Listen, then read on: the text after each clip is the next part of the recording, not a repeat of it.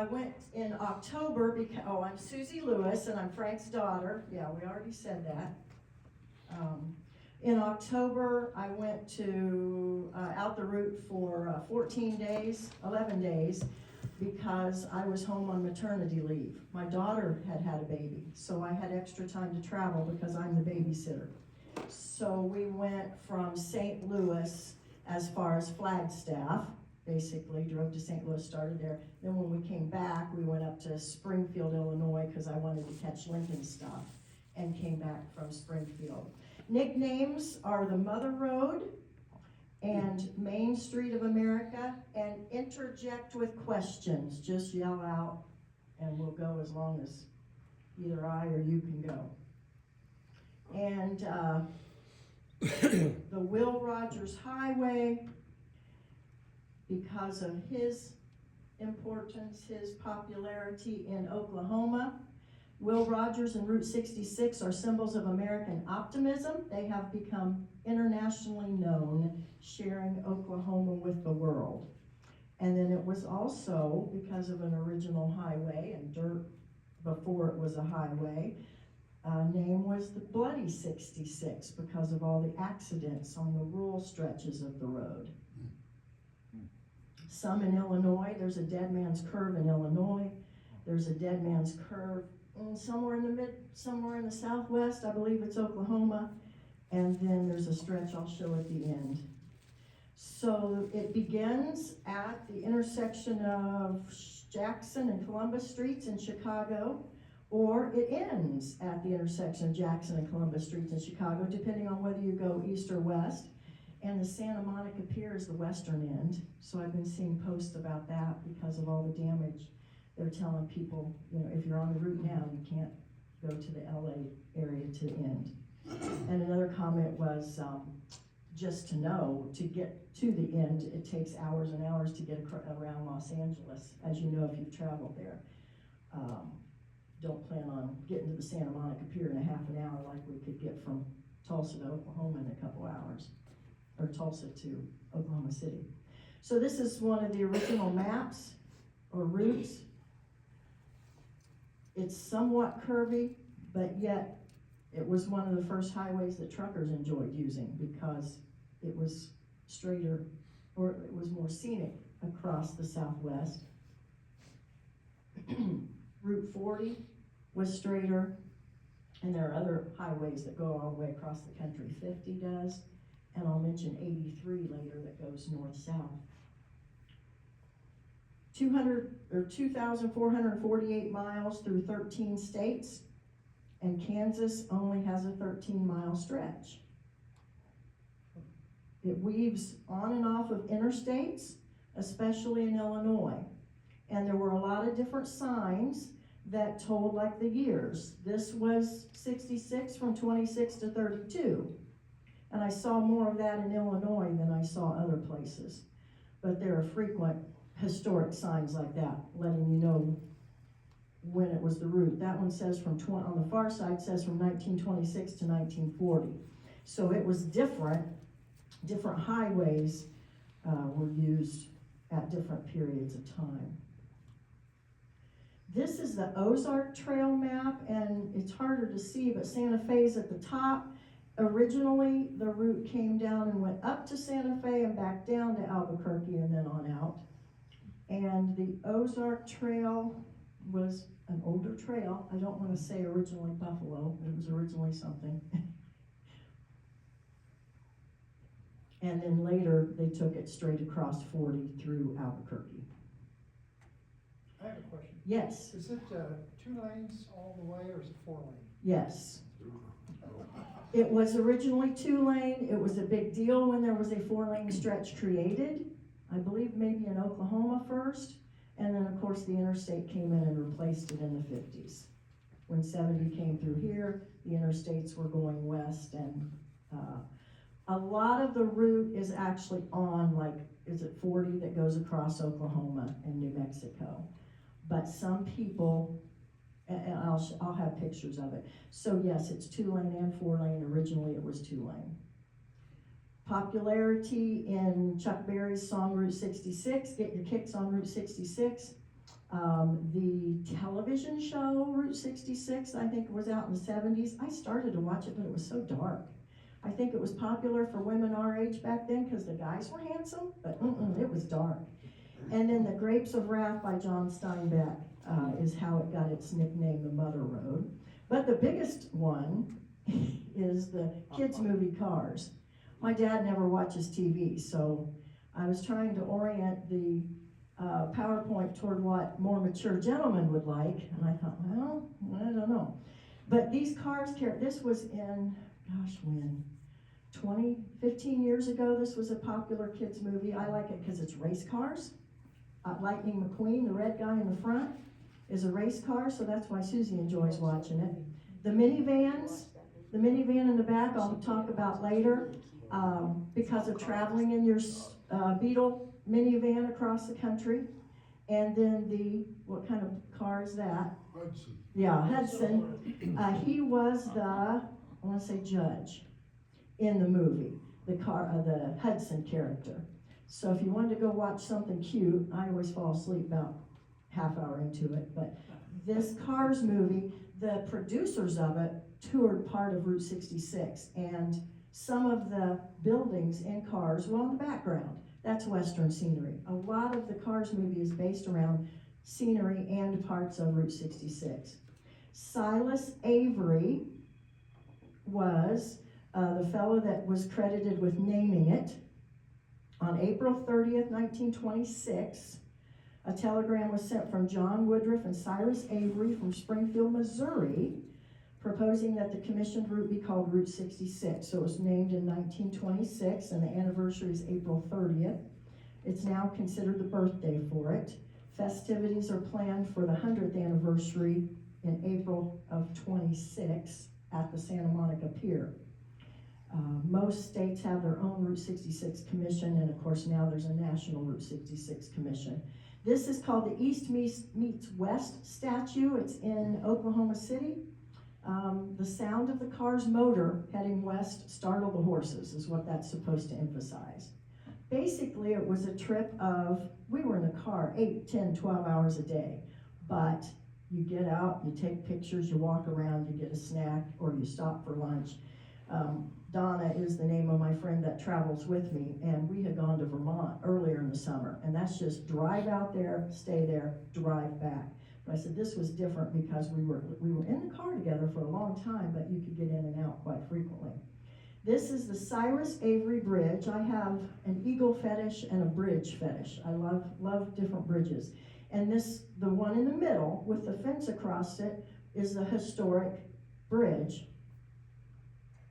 Built, I want to say 1911, but that's not. And there are now two on either side of it.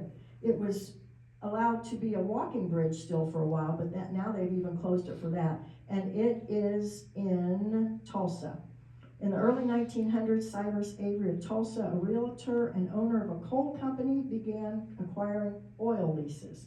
With the need to reach the barren lands around him and the need for a roadway from the Midwest to Western lands, connecting cities along the way, the road became a reality. So with this John Woodruff of Springfield, they promoted the idea of bringing prosperity to Tulsa and other points west. So unlike the straighter Lincoln Highway, that was it, the Lincoln, Route 66 did not follow a line. Its diagonal course linked hundreds of rural communities from Chicago to Kansas and on to Los Angeles. By the 1930s, the trucking industry was using Route 66. And the truckers enjoyed the easier drive, that's the comment I was looking for, across the prairie lands and milder climates that the northern states did not offer. So Avery is the father of Route 66. Here's some examples of roads. Some of them are still here. There are a couple that are not my pictures, maybe 4 or 5 in the whole show, but the rest of them are my pictures. I don't know that this is one I traveled on. This is probably running along the interstate. It follows I-55 out of Chicago for quite a while, and in Illinois, it weaves in and out of towns. If I weren't using GPS from location to locations, I would have done way too many U-turns. I'll talk about that in the end. Is that still called Route 66? Yes, it would be, or You know, it from, it's probably an abandoned stretch of road. And some, as the signs I had, some of them still have signs, some of them don't. And it would be easy to get lost if you weren't using a more modern day app on the phone for guidance. This is called the Ribbon Road, and it's near Miami, Oklahoma, which they pronounce Miami, Oklahoma. And I started down it, but it's just a wide sidewalk. You could drive down it and go to the next city, but gosh, look, by the time I go quarter of a mile, it's gonna be hard to turn around. So I drove out on it, turned around, and came back. So some of them are kept alive for historic purposes and sightseeing purposes, and some of them are abandoned. I watched all kinds of YouTube videos because people post now social media to do that, and this would be an example of people would drive just till it ends, and then you could probably drive just up off of that onto the road. There was a place where they said, well, you go till it dead ends, and then you just drive up this dirt ramp made because so many cars do it, and you're on the interstate. So those are some examples of abandoned. sure I want my Corvette to cross. Right. I saw a few of those. I thought, no way. Or the rough pothole areas. This is the roughest part I drove across, and I did not go back to verify this is Route 66, but we drove across this red dirt and gravel road in Oklahoma. But it was, GPS was guiding us across it, so I assumed it was Route 66. The turquoise, and I do skip around and yell at me if you've got a question, but the turquoise trail is a section of, I think, let's see, interstate is 25. I think the turquoise trail may be labeled Highway 14. Runs from Santa Fe to Albuquerque. We spent 2 days at Albuquerque. That was the only time I stayed 2 days somewhere because of the balloon fiesta. And so we went up to as far as Madrid on the turquoise trail. So this is just basically for scenery. Travel a lot by motorcycles and travel tour buses. This is the diner called Maggie's that was featured in the Wild Hogs movie, which was a Harley movie. And my friend's husband was a Harley driver. So we went up there, and it's just a very small town, all kinds of shops, very, very crowded. Unique things along the trail. I told her, I said, well, this is the most unique. Oops, no, wait, we've got something else to go. The Blue Whale of Catoosa is on this side of Tulsa. A man in his maybe 40s built this for his wife, his loving wife, cement bucket by cement bucket, and then painted it blue. And it's in a pond that used to be a swimming hole.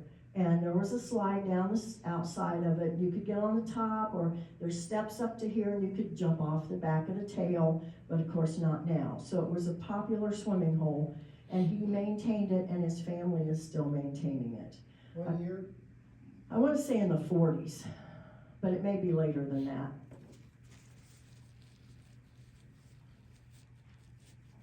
Across from that was an ark, like Noah's Ark, a small ark that was used as an animal park. And then we got to this guy, and I said, oh, no, the whale wasn't the weirdest. I think the totem poles were the most unique. This was Ed Galloway's Totem Pole Park, northeast Oklahoma, and it's just on a quarter-acre land. We were driving down a rural highway, and all of a sudden I saw the totem pole. It was only marked with a small sign. But a fellow, he served in the Spanish-American War and wanted to create a roadside attraction in a rural area after his original business in Springfield, Missouri burnt. So he moved to Foyil, F-O-Y-I-L, Oklahoma, and spent the rest of his life there creating these totem poles. And again, they're just made from scrap metal and sandstone and cement and then painted. And then over on the side of his lot or park, he did go on to build fiddles after that. And so there's a little building where he's just creating fiddles. But to me, that was you just stop and take a picture and read a little bit. I'm not a museum person, so I did not stop in any of the museums other than car museums, and we'll show you those later, because those will be more interesting. The meteor crater is on the other side of Winslow, Arizona, about 20 miles this side of Flagstaff. It was about 10 miles off of the route, so there are a lot of things like the Grand Canyon, there's a canyon, beautiful canyon in, I want to say New Mexico also, that's well off the route. But so we went off the route about 10 miles to see the meteor crater. It's a mile in diameter across, and they said it would fit 100 football fields inside it.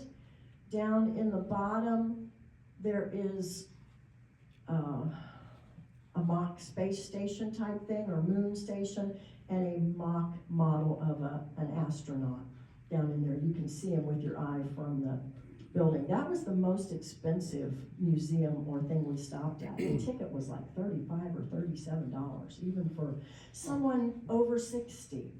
But it was worth it, just something unique to stop and see. 50,000 years ago, a giant fireball streaked across the North American sky and struck the earth in northern Arizona, exploding with a force of 150 times greater than that of an atomic bomb. Very worthwhile to visit. And then the unique, creepy thing is the Buddville Trading Post. And I've got a paragraph on that. Buddville, New Mexico, located about 50 miles from Albuquerque. And again, it's just on an old two-lane road, almost country road to us now. Trading Post offered everything a traveler would want, from groceries to gas and even a motel. The Trading Post eccentric owner, Howard Neal Bud Rice, was well known in the community, but his crooked business dealings would come to haunt him one gruesome November night. It was built in 1928, and the town was basically built around his business. He was convicted of assault in 1939 and later received a suspended sentence, pardoned by the governor in 1942. As Bud's business grew, so did his greed, so he often overcharged for auto repairs and placed heavy fines on anyone he caught in one of his unofficial speed traps. He wasn't a cop. He and his 82-year-old employee were killed in a robbery of the business in 1967. The murder was supposedly so gruesome the locals called it Bloodville. And in 1971, probably resulting from a bar fight, that the brother of the new operator was killed. His wife, who was also the widow of Bud, married a third time and ran the business until her death in 1994. The business officially closed after 66 years, and it's now a ghost town, possibly haunted by the men who met a violent end under the neon lights of the Trading Post sign. So three murders took place there. The Bent Door Cafe is located at the midpoint of the route, which is in Adrian, Texas. And it's really, I don't think, ever been remodeled and open. It's in an old airport tower, a World War II control tower, built in 1948, but I just thought this was very unique. When I travel, I just like to see unique things. Different buyers have tried to restore it, but just supposedly it hasn't been. We took our picture, as most do, at the welcome sign at the midpoint. So it shows 1,139 miles each way. And I was able to use my tripod to take this picture because Route 66 was 4-lane at that point, but there was no traffic in mid-October. The weather was just fine for us as we were traveling to the southwest, so it stayed pretty warm. So I set my tripod in the middle of the highway, and we took this picture quickly and went back. There's a cafe there and a souvenir store that we stopped at. How much time do I have? Okay, this is my longest story. Route 66 State Park is something I would tell you to go back and Google. Something we never heard about because we didn't have news and the TV news and the internet like we do now. The town of Times Beach was completely buried. And this is located, that's a picture of the state park, that's a state park map now. It is only 10 miles on the other side of St. Louis, right along, I will say 40 or 44, because that was the highway most of the way.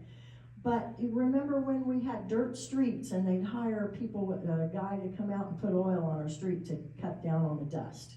They did this in Times Beach. and later found out the oil had dioxin in it. Everything was contaminated, and the long story short, they ended up having to bury the town.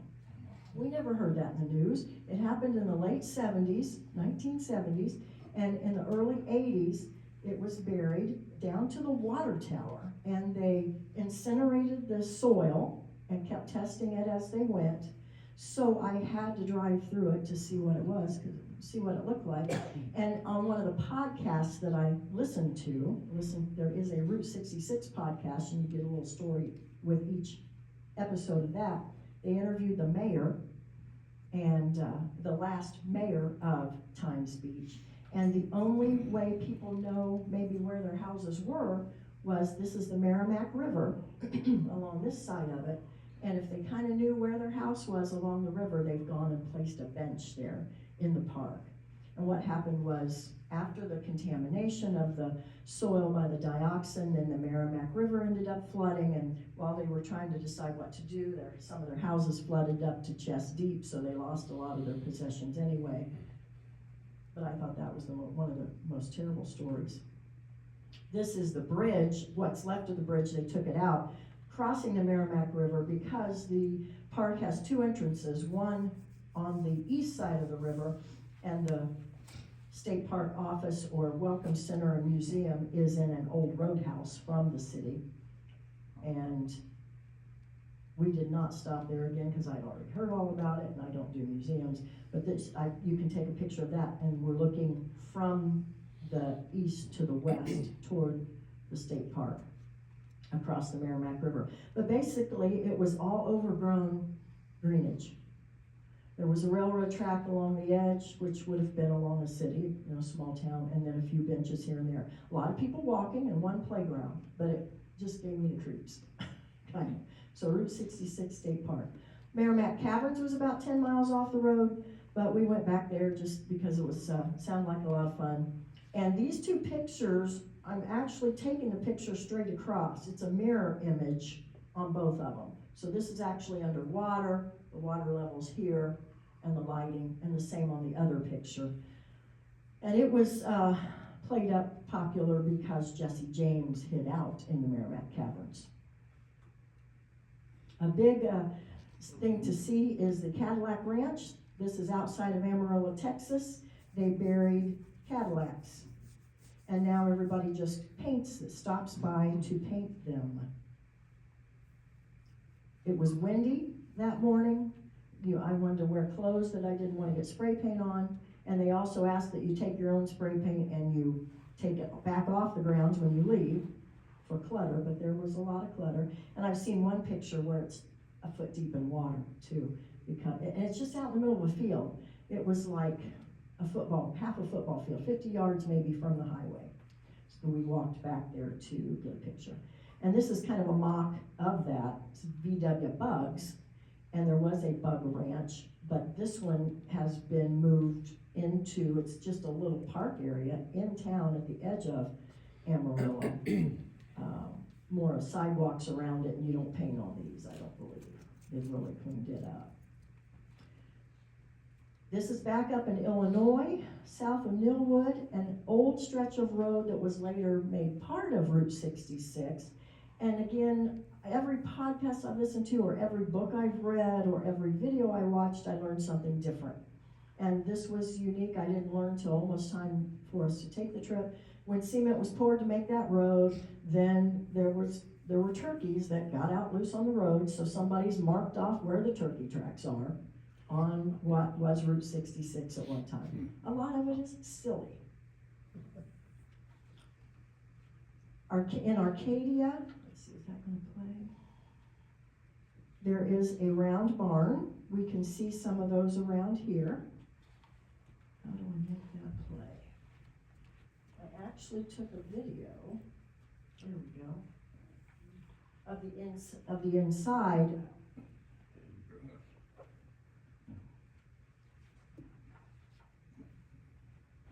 And I said it was poplar, but it's not poplar, it's barn oak.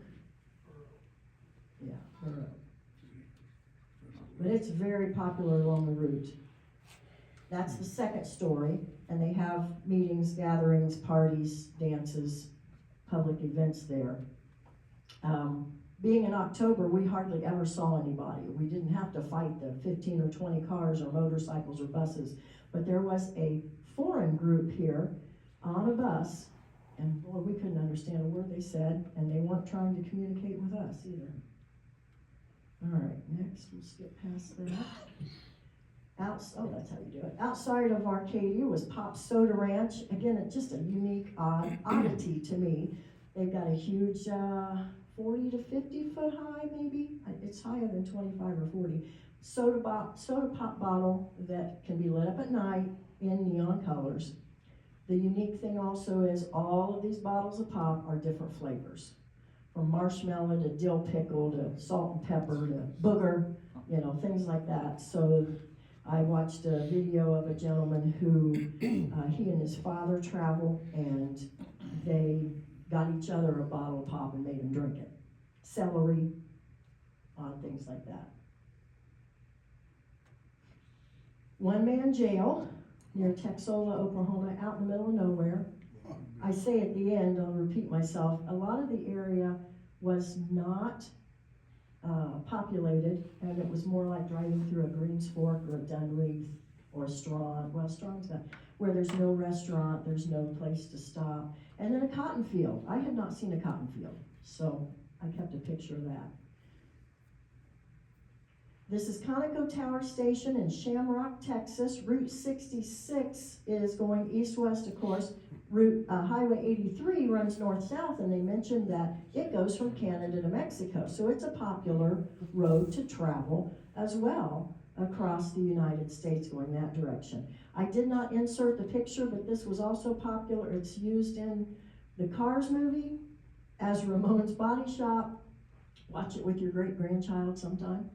And Elvis, when he went through. A lot of these places, movie stars went, the hotels and restaurants especially, and Elvis had his own booth in the corner, and there was a cardboard stand of Elvis to take a picture with. Painted Desert was in eastern Arizona, and it is the only national park that Route 66 went through. If you can see behind the car, there's a row of power lines or telephone lines. That was where Route 66 ran through. So they've left part of an older antique car to mark that that's where the route went through. We drove in. You could drive all the way across it, but we needed to save an hour, so we drove in this far and turned around and went back out. And what you can see around here now. Have fun in Uranus. Near St. Robert, Missouri, right along the interstate, is the first Uranus fudge factory. Now we have it on the Indiana-Ohio state line. Just a novelty store, just novelty. I had some grandparent ask me, they were going to take their kid. I said, well, I wouldn't take my kid because all the comments that the sales people make are like, we hope you have fun in Uranus. So unless you want your child, grandchild repeating that over and over, I wouldn't take them. Another thing, I know you had a speaker about the Madonna of the Trail earlier in the year. There was a Madonna of the Trail in downtown Albuquerque. There was a Madonna of the Trail in, I won't think of it now, in Illinois to stop and see. There are 12 across the country, and so I stopped and got a picture of this. They each have a little bit different history. The steer was at the Big Texan Steak Ranch, and I think that's the only picture I have of that, but that was where you can try to eat if you can eat a 72-ounce steak, a baked potato, a salad, and dessert, and a roll, in an hour you get the meal for free. And there were actually 2 guys trying it when we were there. So this is the cow outside the steak ranch. We used to have Lucky Steer Restaurant. We had a big cow out there.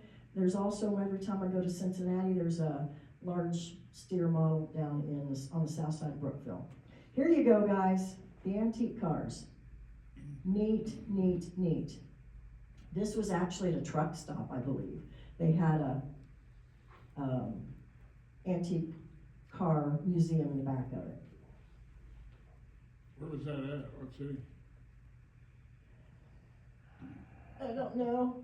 I'd have to have my computer, or I'd have to pull up the picture and look. I can look and tell you in a bit. Near Route 66. Yeah, near Route 66. I'm gonna guess Oklahoma, because that was the longest area where we had the longest route. This was in downtown Albuquerque on the square.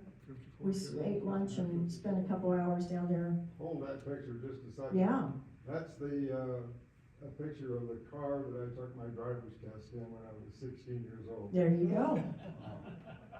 And a lot of people are traveling the route in either these antique cars, or there's a Mustang club that could go, or What is that car? That's a 54 Chevy. a couple oil trucks. I think the one on the bottom is sitting at the Uranus Fudge Factory, and then the top one is outside one of the auto museums we stopped at. Phillips 66 and Route 66, get the connection? There's some history there. This was unique to me because there were so many buildings that they did this with. They took the front ends of cars and put in the buildings. So this is a Route 66 Auto Museum outside of Sapulpa, Oklahoma. That one I did label. And that little town had just so many things to stop and take a picture of. There was, behind that museum was the heart of Route 66, the tallest gas pump, is what they labeled it. And then nearby, between there and, or in that same area of Oklahoma, was a leaning tower, water tower. The guy built it just to draw attention to it.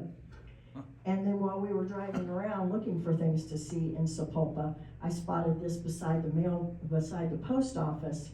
They did their zip code in about probably 5 foot tall, 6 foot tall numbers, because it ended in 66. So I thought that was neat. Inspirational thing along the route, this is along the interstate, Cross of Our Lord Jesus Christ Ministries outside Groom, Texas. You can see it's played in guidebooks as the tallest cross, because it's a 190 foot tall cross. But we decided to go back to it. Oh my gosh, I'm glad we did. Around the cross are bronze representations of the stations of the cross. Very inspirational, very nice gift shop there. Built in 1995. One of the pastors I used to have said she took a group of young people down actually to see it. You could spend quite a while there if so inspired. So this would be the Last Supper. Up an amphitheater steps are the 3 crosses, and then over to the left of the 3 crosses was a representation of the tomb. Some of you can barely see an angel on top over that. Neat. We were really glad we stopped there. Another unique thing, Ariston Cafe is in Illinois. It's 100 years old in 24. We tried to only eat at cafes or specialty restaurants. We didn't want to do any Wendy's or McDonald's or things we could eat around here. So a couple times we went without a meal. But this was crowded. I think it may be the restaurant that when the route was different, they changed the entrance to the back. So they had a back entrance when the route ran behind it, and a front entrance when the route ran in front of it. In Commerce, Oklahoma, a little gas station built against the side of a building. Mickey Mantle and his birthplace in Commerce, Oklahoma.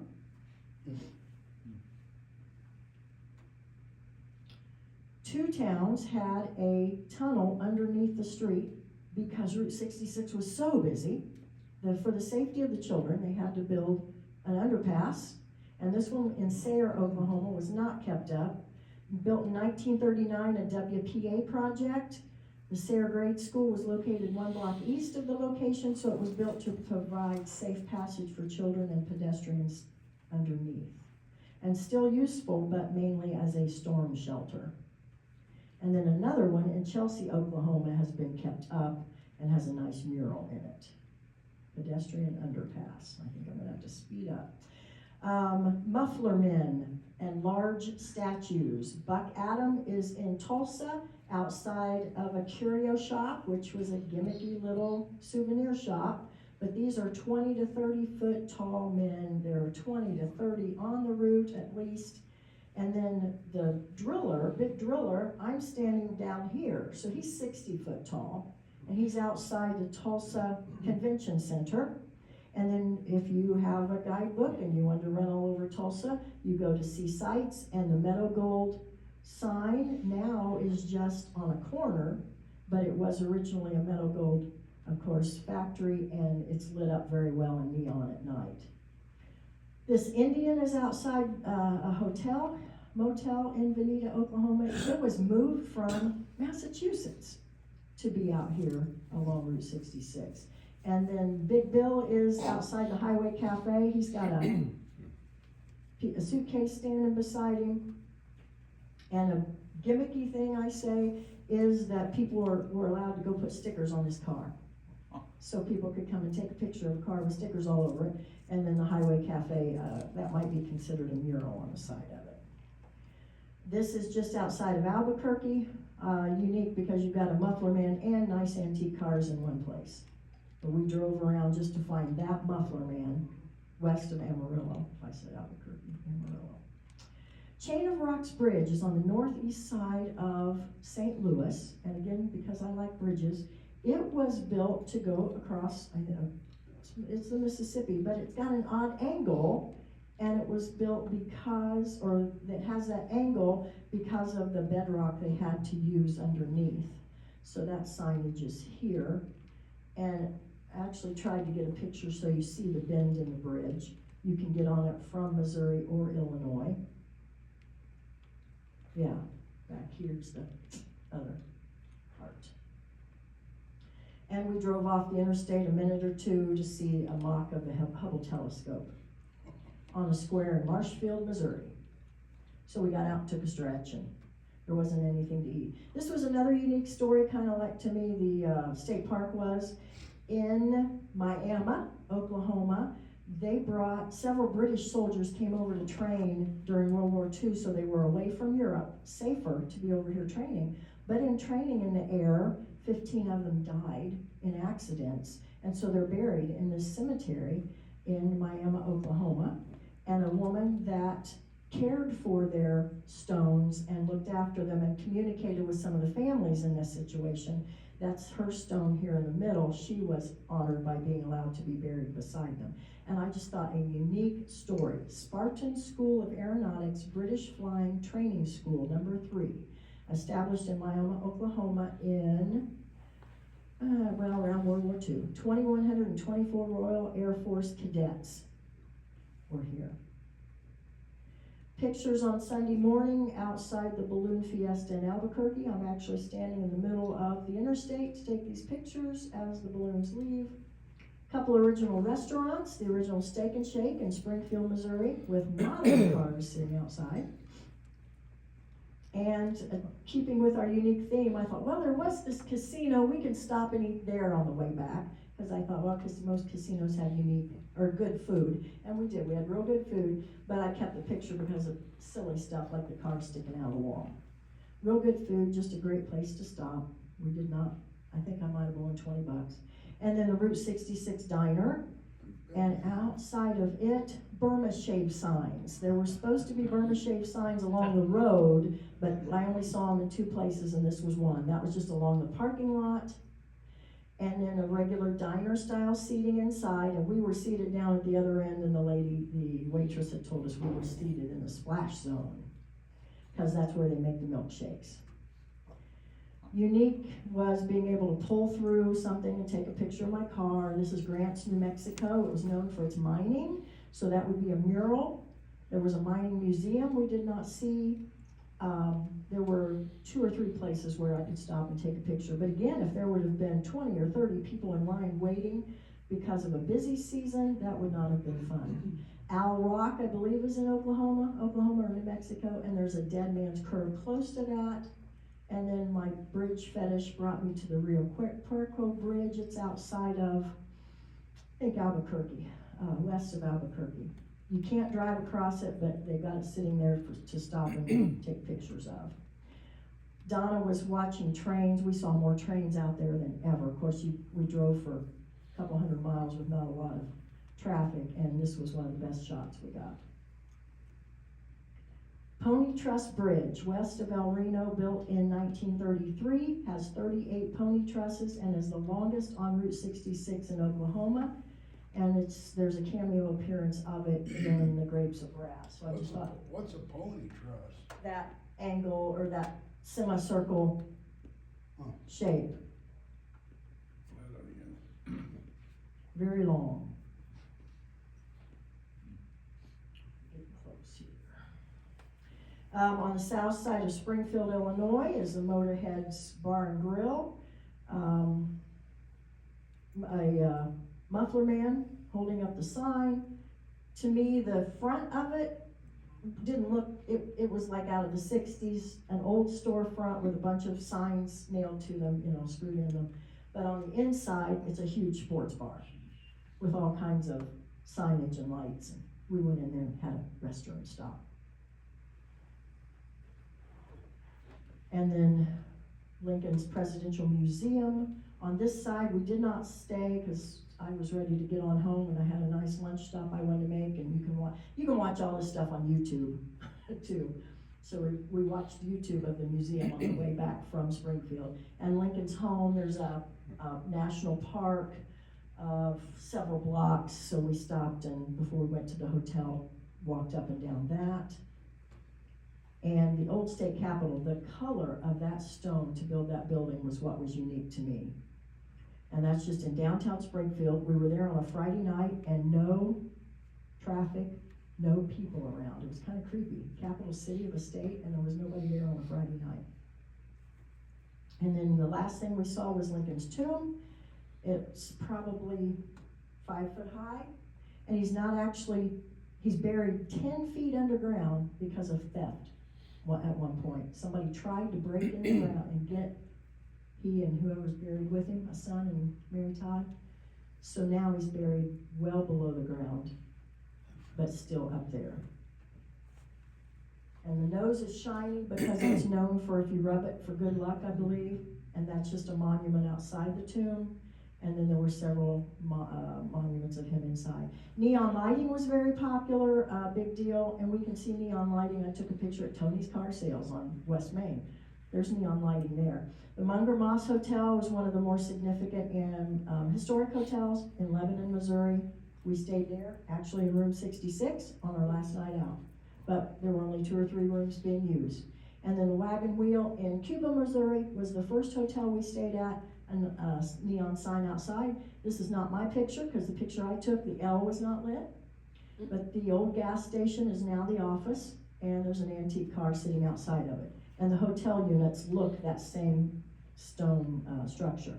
No, that's not the office. This is the office. That was the restaurant we went to for dinner, and it's an old gas station, Phillips 66 gas station.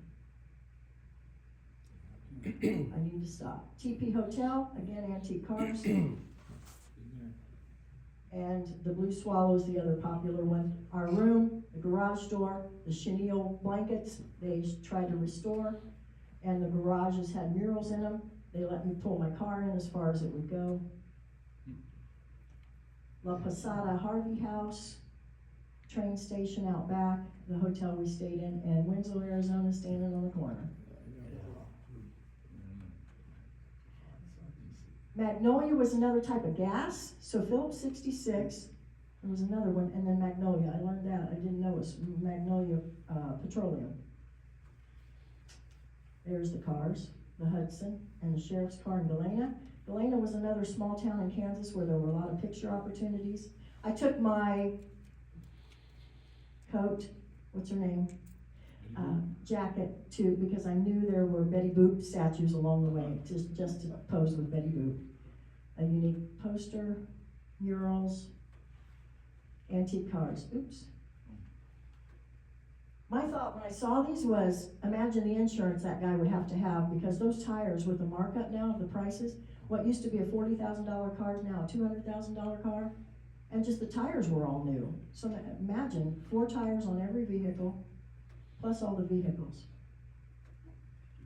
I told Dad, Williamsburg School ought to do this, put something on the side of it to draw attention to it.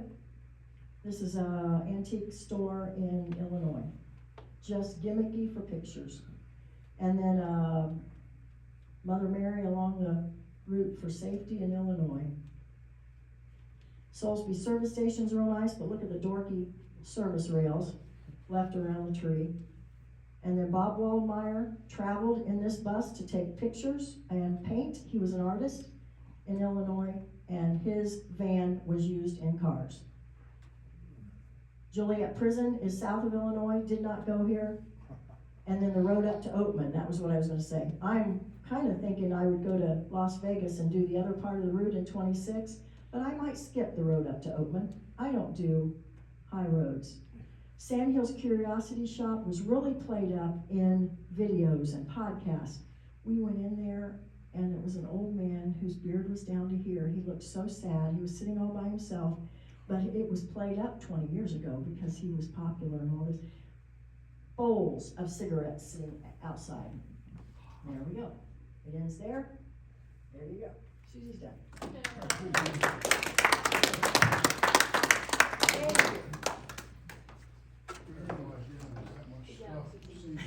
Thanks for coming.